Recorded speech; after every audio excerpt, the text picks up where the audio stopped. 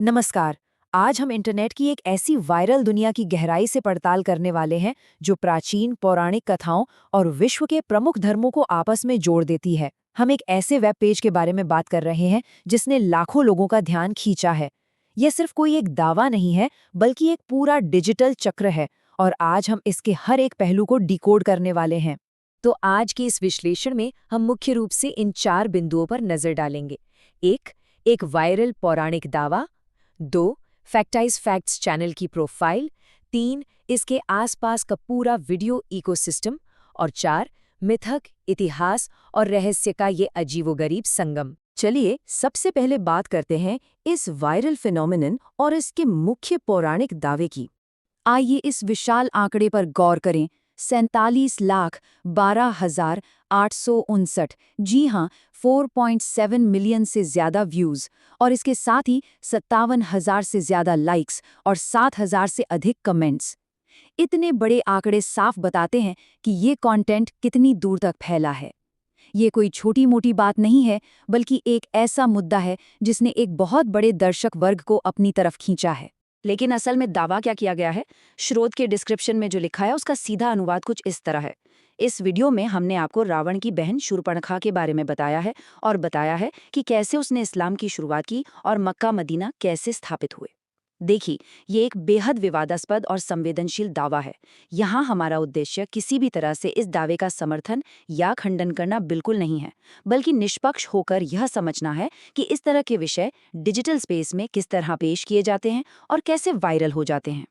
अब बढ़ते हैं दूसरे पहलू की तरफ, यानी उस क्रिएटर की प्रोफाइल की ओर जिसने इसे पब्लिश किया है, फैक्टाइज फैक्ट्स। इस चैनल के करीब 2,79,000 सब्सक्राइबर्स हैं।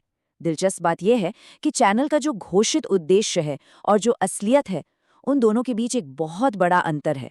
बाईं ओर देखा जा सकता है कि उनका मिशन कहता है इतिहास के तथ्य, रहस्यमय तथ्य और सामान्य ज्ञान।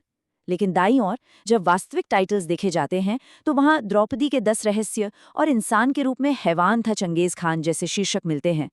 मतलब साफ है, नाम भले ही फैक्ट्स का हो, लेकिन असल में सारा कंटेंट सनसनीखेज और पौराणिक रहस्यों पर टिका। और सिर्फ यही नहीं, प्रमोट किए गए बाकी विषयों की इस सूची पर नजर डालें। महाभारत युद्ध के बाद विधवाओं का क्या हुआ, मलिक काफूर एक हैवान था, रावण द्वारा बताई गई औरतों के बारे में 8 कड़वी सच्चाइयां, और इन सब के बीच अचानक से मगरमच्छ की खेती से करोड़ों कैसे कमाएं। ये चैनल महाकाव्यों की कहानियों, ऐतिहासिक विलन और इंटरनेट की अजीबोगरीब जानकारियों का एक ऐसा मिक्सचर तैयार करता है जो दर्शकों की उत्सुकता को लगातार जगाए रखता है। तीसरा हिस्सा, और शायद सबसे अहम हिस्सा, है इन वीडियोस का पूरा इकोसिस्टम, या कहें तो एल्गोरिदम का बुना हुआ जाल। सजेस्टेड वीडियो के इस इकोसिस्टम में मुख्य रूप से कुछ खास कैटेगरीज उभर कर आती हैं। पहली प्रमुख कैटेगरी है महाकाव्यों की कथाएं और युगों का रहस्य।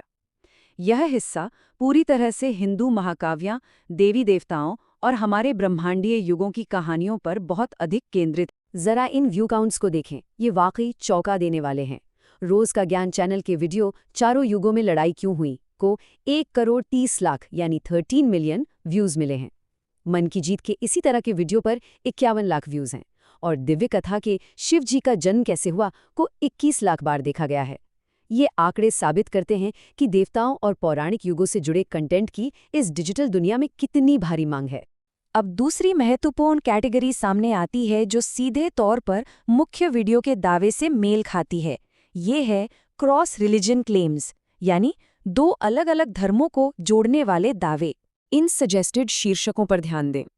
अरब शिवलिंग को 34 लाख व्यूज मिले हैं। क्या शूर्पणखा ने ही अरब देश बसाया, पर 22 लाख व्यूज हैं।